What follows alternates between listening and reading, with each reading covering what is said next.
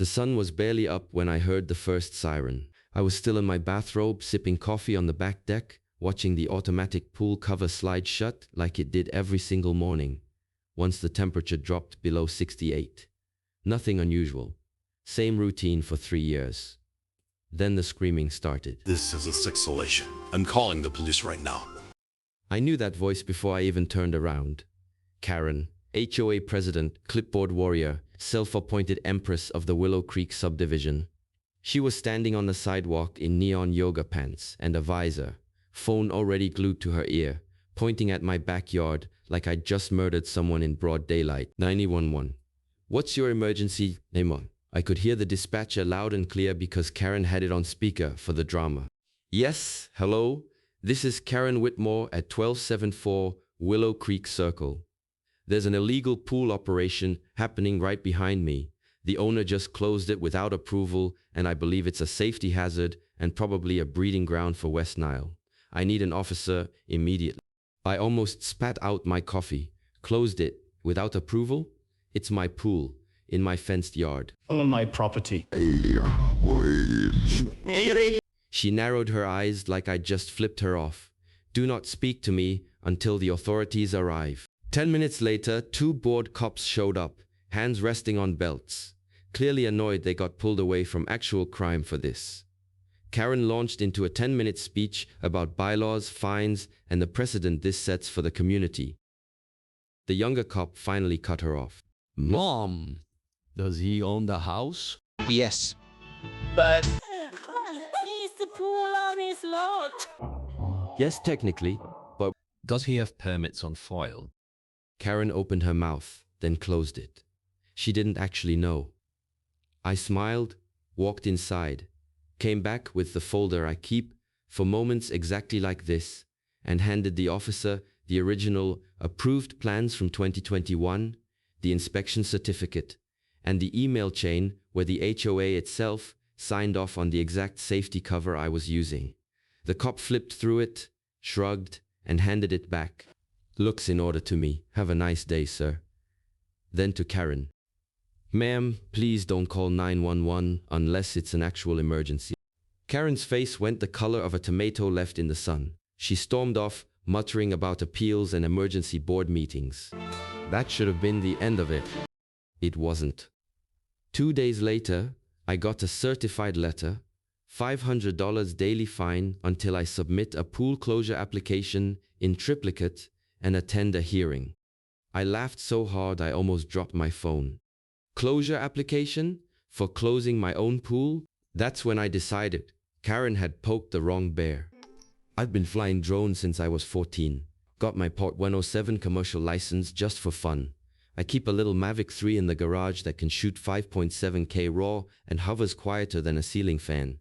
Friday night, after the kids went to bed, I poured a whiskey, opened the back door, and sent it up. I wasn't looking for trouble. I just wanted a nice sunset shot of the lake behind the neighborhood for my wallpaper. The drone climbed to 200 feet, swung west, and that's when I saw it. Karen's house sits on a corner lot with a 6-foot privacy fence and a jungle of crepe myrtles she uses like a fortress. From ground level, you can't see anything. From 180 feet up, crystal clear. There, tucked behind her 3-car garage, was a rooftop jacuzzi the size of a small swimming pool.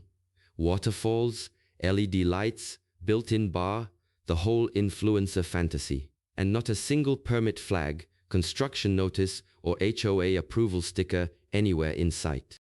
I hovered for 30 seconds, heart pounding, recording everything in 4K. Then I brought the drone home, plugged it into my MacBook, and started digging. Property records first. Easy. The jacuzzi structure was added in spring 2022. No building permit pulled with the county. Strike 1. Then the HOA portal. I still had treasurer access from 2 years ago when I helped fix their janky website. They never revoked my login. Classic Karen oversight. Searched the approval database. Nothing. Not even a mention. Strike 2. Then the real gold mine. Karen's own Instagram. Private account, but her daughter tags her in everything. I scrolled back to June 2022, and there it was. A carousel post of the new rooftop oasis with champagne emojis. and the caption finally finished. Who wants an invite? HOA ticker, complete with construction shots, showing workers clearly pouring concrete on load-bearing columns that were never inspected. I saved everything. Screenshots, drone footage, county records, the works. Saturday morning, I made a fresh pot of coffee, opened Final Cut Pro, and spent 6 hours editing a 3-minute video titled exactly what you think HOA president calls 911 on my legal pool. Here's hers from my drone. I blurred the kids' faces, kept it factual, no music, just raw footage and text overlays of the actual laws she broke. Uploaded it privately to YouTube, generated the link, and went to play with my daughter like nothing happened. Sunday, 10 a.m. I walked into the monthly HOA meeting carrying a laptop and a thumb drive, smiling like it was Christmas morning. Karen was already at the podium droning on about holiday light wattage limits. She saw me, smirked, and said, "Before we begin, Item 7B. Enforcement action against Mr. Malhotra for unpermitted pool closure." I raised my hand politely. "Before we vote on that, can we address Item 7C? There is no 7C. I plugged the thumb drive into the meeting room projector. Clicked play. 30 seconds in, the room went dead silent. You could hear the air conditioning click on. Karen's rooftop palace filled the screen in glorious 5.7K. Then the county permit search with the red ANO records found. Then her own Instagram post geotagged to her exact address. I let it run to the end. 2 minutes 51 seconds of pure career-ending footage. Karen's mouth opened and closed like a fish on dry land. Old Mr. Jenkins in the back row actually started clapping. Someone else whistled. I closed the laptop. So, about that $500 day fine for closing my own pool, should we vote to waive it? Or should we talk about the 6-figure fine the county levies for unpermitted structural additions on roofs? I printed the statute if anyone wants to read it. Karen tried to speak. Nothing came out. The vice president, sweet Mrs. Alvarez, stood up and said, "I motion we table Mr. Malhotra's fine indefinitely and schedule an emergency audit of all board member properties for compliance."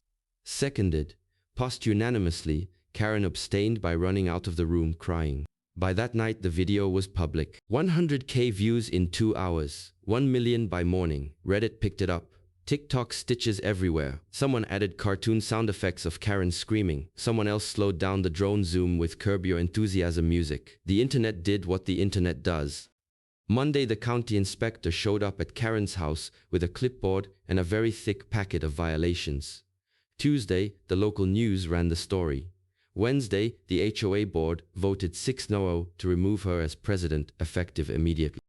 And Thursday morning, I opened my pool again, uncovered it myself, nice and slow, fired up the heater, and took the kids for a swim while the sun came up. Karen's house has been empty for 3 weeks now. Rumor is she's staying with her sister in Tampa until the fines get sorted. The new HOA president sent out an email yesterday. Friendly reminder that pool covers no longer require pre-approval. Have a wonderful holiday season. I raised my coffee to the sunrise and smiled. Sometimes the best revenge isn't even revenge. It's just sunlight and a really good drone. Part 2 starts now. 3 months later, I thought it was over. Karen gone, new board, peace and quiet. I was wrong. Turns out, when you humiliate a certain type of person on the internet, they don't just disappear, they regroup. It started with little things. Someone egged my mailbox.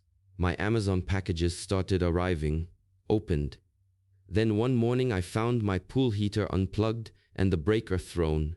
Petty stuff, but escalating. I installed cameras, 4 of them, 4K, night vision, the whole setup, motion alerts to my phone. First night. Second night, 2:14 a.m. A figure in a black hoodie hops my fence, walks straight to the pool equipment, and starts unscrewing the gas line. I was watching live, jumped out of bed, hit the floodlights from the app, and sprinted outside in boxers yelling like a lunatic. The figure froze, looked straight at the camera, and I swear my blood stopped. It was Karen. Not even a good disguise. Same neon visor pulled low, same angry little stomp when she realized she'd been caught. She bolted. I didn't chase. I had 4K proof now. Called the non-emergency line, filed a report, sent the clip. Cops picked her up the next afternoon trying to board a Spirit flight to Orlando with one suitcase and a bottle of Xanax. Turns out destroying someone's stuff, even attempting it after they already owe the county $180,000 in fines, is a great way to violate probation.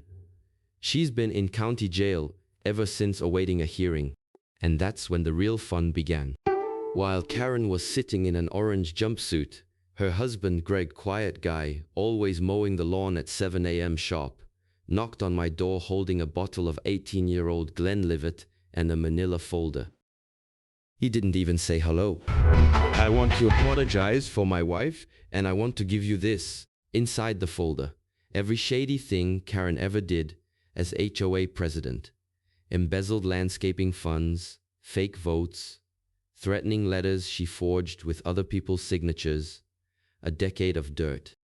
Greg wanted out of the marriage and needed the evidence to disappear from the house before lawyers got involved. I made a copy, handed the original back, and told him good luck.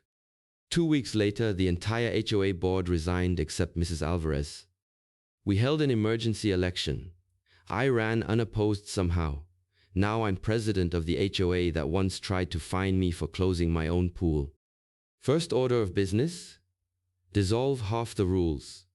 Second, install community cameras paid for by the $47,000 recovered from Karen's secret landscaping slush fund. Third, I threw the biggest pool party Willow Creek has ever seen. Open bar, food trucks, live band. Every neighbor showed up except one empty house on the corner. And when the sun went down and the lights came on under the water, I raised a glass to the sky where my little drone once flew. Some battles you don't win with anger. You win with altitude. And really good footage. Cheers to never needing permission to close your own damn pool ever again.